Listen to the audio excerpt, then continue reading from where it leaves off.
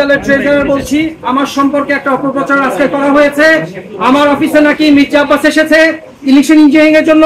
আমি বলতে চাই, যে অভিযোগ করছে তার বিরুদ্ধে মামলা করা উচিত, এবং সেটা সম্পূর্ণ মিথ্যা কথা বলেছে আমার সম্পর্কে। এবং ঢাকা বিশ্ববিদ্যালয় আমাদের রেজিস্ট্রার অফিসের প্রত্যেকটা জায়গা ক্যামেরার আন্ডারে এটা প্রচার চেক করা হোক, এবং যে মিথ্যা কথা বলছে তার শাস্তির ব্যবস্থা করা হোক। প্রথম কথা হচ্ছে যে রাকিব এবং নাসির, আমি দুজনকে ধন্যবাদ জানাই।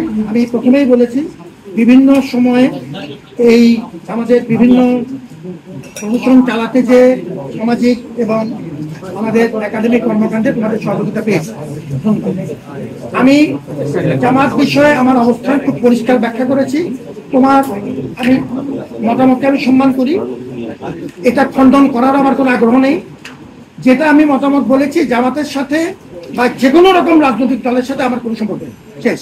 2 নম্বর একটা পয়েন্ট, আমি যখন আজকে কনসার্ন এসছে আমি প্রত্যেকটা পদক্ষেপ নিয়েছি এখনো তোমার তথ্যের ভিত্তিতে, এবং আমি যে তথ্য জানি সব মিলিয়ে পুলিশের সাথে আমাদের নিয়মিত যোগাযোগ আছে, সেটা হবে।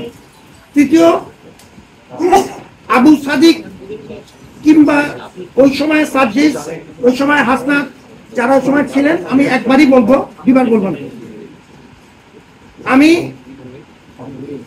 ওই সময়ে দায়িত্ব নেওয়ার পরে সম্পূর্ণ অস্থিতিশীল একটি অবস্থাতে আমি দায়িত্ব ভাগ করে দিতাম কোটা মুভমেন্টের কিছু ব্যক্তির কাছে।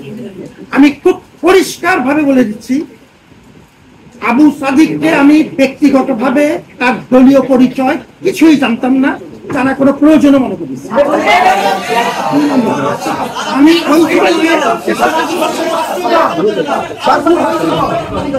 আমি বলে নেই,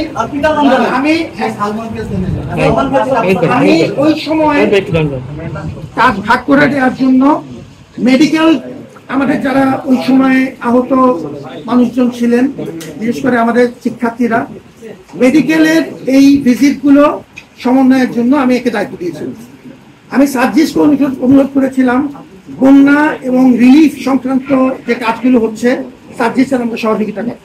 হাসনাতকে আমি অনুরোধ করেছিলাম ওভারঅল ওই সময়ে আমার নতুন দায়িত্ব নেওয়ার পরে বিশ্ববিদ্যালয়ের যে রাজনৈতিক স্থিতিশীলতার প্রশ্ন, এই বিষয়ে আমাকে পরামর্শ দিতে। আমি কোটা মুভমেন্টের আন্দোলনকারীদের বেশিরভাগের সাথে বিভিন্ন পর্যায়ে আমি যোগাযোগ রেখেছি, যেহেতু তারা আমার সাথে যোগাযোগ করেছে।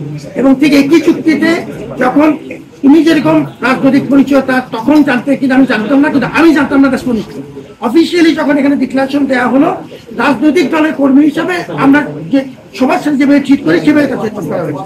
ওই সময় 3 জন আমার সাথে নিয়মিত কাজ করেছেন, এবং 3 জনকে আমি দায়িত্ব ভাগ করে দিয়েছি নির্দিষ্ট।